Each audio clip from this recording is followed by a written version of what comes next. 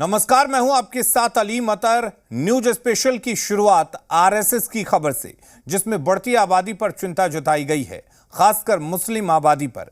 कुछ सीमावर्ती राज्यों में मुस्लिमों की बढ़ती आबादी पर आरएसएस ने अपनी पत्रिका ऑर्गेनाइजर के माध्यम से चिंता जताई है और कहा है कि देश की संसदीय परिसीमन प्रक्रिया के लिए यह ठीक नहीं है।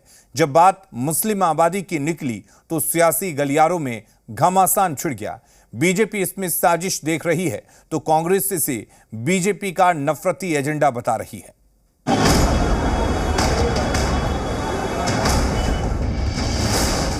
कल जनसंख्या दिवस है और उससे ठीक पहले आबादी को लेकर देश में बड़ी महाभारत छिड़ गई है। इस महाभारत की शुरुआत हुई आरएसएस के मुखपत्र ऑर्गेनाइजर में आबादी पर लिखे गए एक संपादकीय के जरिए।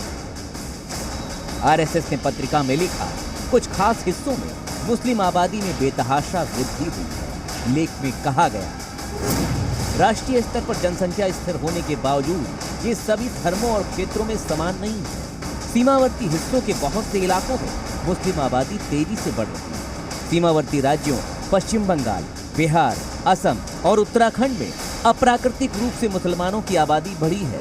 इस पर राष्ट्रीय जनसंख्या नीति की आवश्यकता है ताकि जनसंख्या सामान्य तौर पर नियंत्रित हो सके। लेख में आगे लिखा गया कि अगर मूल आबादी ही बदल गई तो जनगणना के बाद संसद में कुछ सीटें हारने का खतरा है। इसमें मुस्लिम जनसंख्या वृद्धि के पीछे घुसपैठ को भी बड़ी वजह बताया गया है। जनसंख्या रिपोर्ट में हिंदू मुसलमान हुआ तो सियासत सातवें आसमान पर पहुंच गई। बीजेपी ने इसके दुष्परिणाम गिनाते हुए जनसंख्या नियंत्रण कानून की वकालत भी कर डाली। परंतु जनसंख्या का संतुलन किसके लिए चुनौती है और किसके लिए अवसर है, ये इन चुनावों के परिणामों ने भी दर्शाया है। आप सबको ध्यान है कि इस हाल में संपन्न लोकसभा चुनाव में सबसे बड़ी जीत, सबसे बड़े मार्जिन की जीत कहां से दर्ज हुई है? सबसे बड़े मार्जिन से असम की धुबरी सीट से कांग्रेस के रकीबुल हसन 10,25,000 के अंतर से जीते हैं। कानून ऐसा बने जो ना माने उसको सरकारी लाभ से वंचित कर देना चाहिए और उसे वोटिंग राइट भी समाप्त कर देनी चाहिए। ऐसा कड़ा कानून बने, मेरी ये इच्छा है और ये भी है कि सड़क से लेकर संसद तक इस पर बहस हुई। बीजेपी ने इसके जरिए कहीं न कहीं विपक्षी दलों की तुष्टीकरण पॉलिटिक्स पर निशाना साधा तो विपक्ष ने भी कमान संभाल ली। के पास और कौन सा एजेंडा है? नफरत फैलाना, लोगों के बीच में वैमनस्यता पैदा करना, झूठे आरोप लगाना, झूठी खबरें लगाना। अब बंगाल, असम, उत्तराखंड और बिहार पर खास तौर पर जोर दिया गया तो हमने वहां का डेमोग्राफिक डेटा खंगाला। उस डेटा के बारे में भी हम आपको बताएंगे कि क्या वाकई बॉर्डर एरियाज में मुस्लिम आबादी बढ़ी है या फिर ये सिर्फ एक एजेंडा है। उससे पहले ये सवाल भी है कि आखिर आरएसएस ने जनसंख्या का मुद्दा अभी क्यों उठाया, बिहार बंगाल को लेकर निशाना क्यों साधा गया, संपादकीय में मुस्लिम आबादी में वृद्धि को खतरा क्यों बताया गया। तो इसके पीछे बड़ा कारण 11 जुलाई को यानी कल जनसंख्या दिवस का होना है। दूसरा, बिहार और बंगाल में बीजेपी लगातार तुष्टीकरण के आरोप लगाती आई है।